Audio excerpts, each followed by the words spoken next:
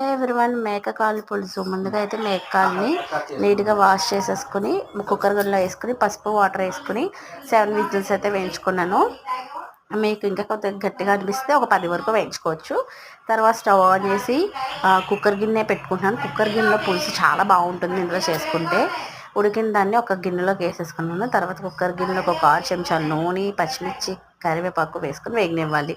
తర్వాత ఉల్లిపాయ ముక్కలు, పసుపు, అల్లం వెల్లుల్లి పేస్ట్ ఫ్రెష్గా దంచింది వేసుకొని వేగాక మేక కాళ్ళు ఉడికి పెట్టుకున్నాం కదా, వాటర్ లేకుండా వేసుకుని మగ్గిన తర్వాత కారాన్ని వేసుకుని ఒక 5 నిమిషాలు మగ్గనివ్వాలి.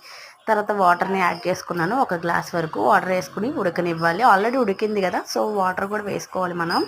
సో ఇట్లా ఉడికిపోయాక ముక్క అన్నది ఇందులోకి చింతపండు రసాన్ని ఒక 2 కప్పుల వరకు చిక్కగా పిసుక్కుని వేసుకోవాలి. ఓకే, చిక్కగా తీసుకుని వేసుకోవాలి. తర్వాత ఉప్పు, మటన్ మసాలా, ధనియాల పొడి, జీలకర్ర పొడి కూడా వేసాను అండ్ కొత్తిమీర ఇవన్నీ వేసుకుని మరి అయితే మనకి పులుసు రెడీ.